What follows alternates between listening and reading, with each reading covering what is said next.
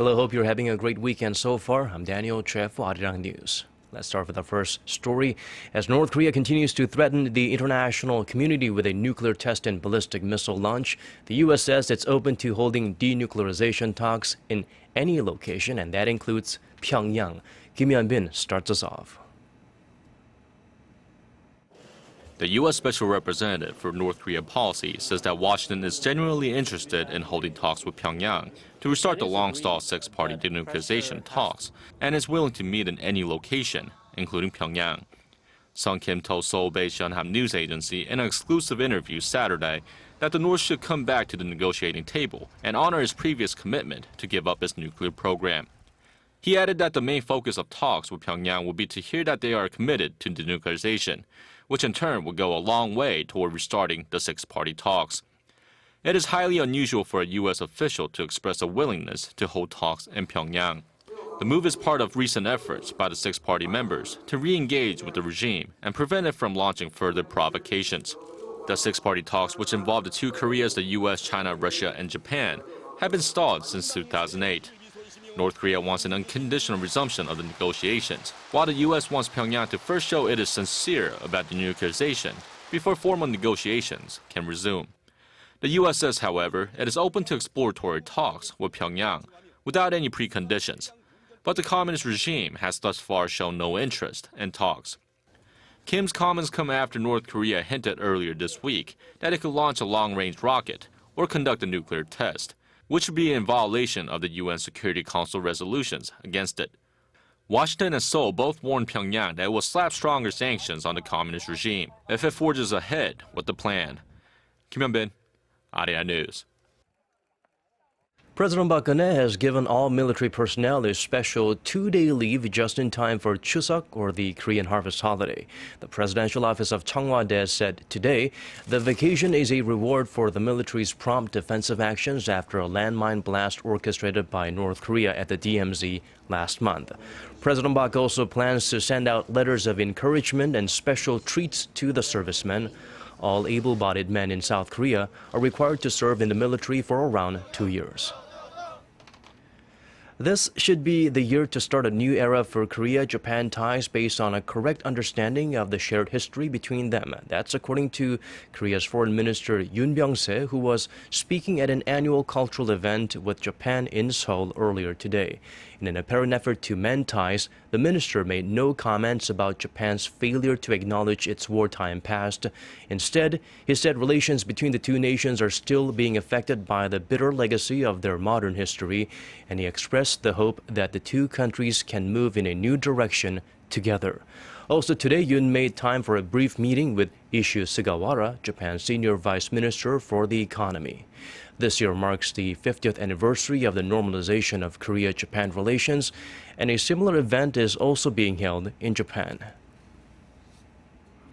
Japan's defense ministry is planning to draw up new rules to expand the role of its self-defense forces overseas after a controversial set of security bills cleared the parliament over the weekend. According to the ministry, new regulations will be made for each type of duty and will specify where the actions can be performed. The rules will also cover which types of weapons can be carried and how they can be used.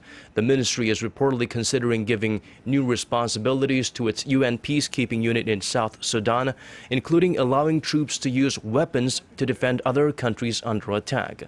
Also, already under consideration, training a replacement unit in the new responsibilities so they're ready to implement them when the new unit takes over from the current one in December. Independent lawmaker Chun Jung-bae has announced plans to set up a new political party in what could be a trend among opposition politicians. Chun said Sunday there is no future for the main opposition New Politics Alliance for Democracy party and announced his party will be ready by January. If formed, it could pose a serious challenge to the NPAD as the two would share the same support base. Chun quit the opposition party this year, ran as an independent in the April 29th by-elections and won a seat in the Seogu district in Gwangju. Voters in the area were reportedly discontent with the NPAD's power structure. The announcement has exposed a growing rift within the opposition camp as an increasing number of lawmakers, including another former NPAD member, seeking to set up new political parties. Korea's finance minister seems quite confident about the economy after a recent upgrade to the country's sovereign credit rating. The main reason for his optimism, a recent push to reform the labor market and efforts to improve inter-Korean relations. Our Kwon So-hwa has this report.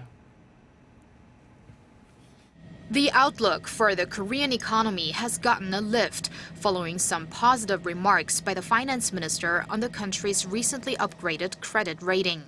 According to Deputy Prime Minister and Finance Minister Choi Kyung-hwan, there aren't many countries that have had their sovereign credit ratings raised amid the sluggish global economic growth. But with Korea's rating upped a notch from A+ to AA- by Standard & Poor's, in addition to similar upgrades by the three biggest international credit ratings agencies, including Moody's and Fitch, Korea now has a higher rating than China and Japan. Choi has met with S&P 4 times since his inauguration a year ago to explain Korea's economic situation. The minister said S&P's positive ratings decision had a lot to do with the substantial progress Korea has made in reforming its rigid labor market after representatives from the government, labor, and management reached agreement on key labor reform issues last week. On Sunday, representatives from the presidential office, the government, and the ruling Saenuri Party agreed to set clear standards for two key points: changing employment rules and a company's ability to dismiss underperforming employees, so that related bills can be passed by the end of the year. With S&P traditionally giving a great deal of consideration to South Korea's relations with North Korea, a recent high-level meeting between the two Koreas is seen as having influenced the ratings upgrade too, as the meeting ended with Seoul and Pyongyang working together to organize a set of reunions for war-separated families next month. The finance minister also said that although he doesn't want to create complacency, he feels the public shouldn't be concerned about the economy, but more confident. Kwon So-hwa, Arirang News. In the tech realm, the outlook for Samsung Electronics in the third quarter looks gloomy. Data compiled by researcher FN Guy showed Sunday Samsung's operating profit based on estimates by 22 brokerage firms is projected at less than $5.7 billion. That's down almost 6.5% from a forecast 2 months ago, and a gradual decline since before the release of the company's second quarter report card. The outlook for Samsung's net profit and sales also dropped by over 6.5% and more than 1.2%. Experts attribute the drop to a decline in the IT sector, including the smartphone, display, and semiconductor markets.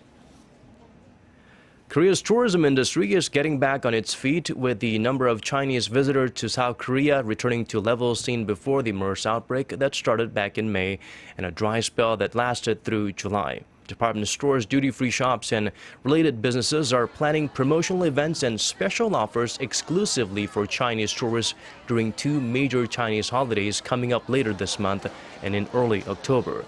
These include drawings for prizes like a jade kettle and discounts of up to 30%. Data from the Korea Tourism Organization shows more than 303,000 tourists visited Korea in the first 14 days of this month, up nearly 15% from the same period last year. According to the KTO's Shanghai office, the recovery of Chinese visitors' arrival was faster than expected. Technological advancements are everywhere, but the ability to compose sophisticated music is still solely the domain of humans. Or is it? A new computer program is challenging that notion. Some people even confuse such computer-generated music with the works of Bach. Park Se-young tells us what the noise is all about. This music, reminiscent of a classical piece, was composed by a computer program. The computer program Kalitta was built by Daniel Choy, a lecturer in Yale University's Computer Science Department. It references a library of different musical genres and styles as a basis for writing new music, just as humans and music generation programs have done in the past. But Kalitta also has the capability to compose music that deviates from the rules of classical and jazz styles, as well as combine styles from different genres to create new music. Taking a musical score and performing basic harmonic analysis on it. So Kalitta does need a little bit of help to get going with the learning, but once she has an analyzed score, she then looks for high-level patterns in it. The new program is capable of producing sophisticated compositions. Last year, more than 200 listeners participated in 2 online studies to see whether they could tell the difference between music written by a human and music written by Kalitta. Some were written by Johann Sebastian Bach, and just over half of the participants confused Kalitta for a human composer. Quick doesn't envision Kalitta as a replacement for humans, but she thinks computer music generators can serve as a fresh source of ideas. Park Geunhye, Arirang News. Now for a quick look at the weather before we go. If you're in Korea, you will start your week with beautiful, clear blue skies. We are in a transitional period from summer to autumn, so expect a sharp drop in temperatures from morning to night. Seoul will see the mercury peak at 29 on Monday and drop to 17 all the way. Similar conditions in other parts of the nation. That's Korea for you. Let's check out the weather conditions around the world.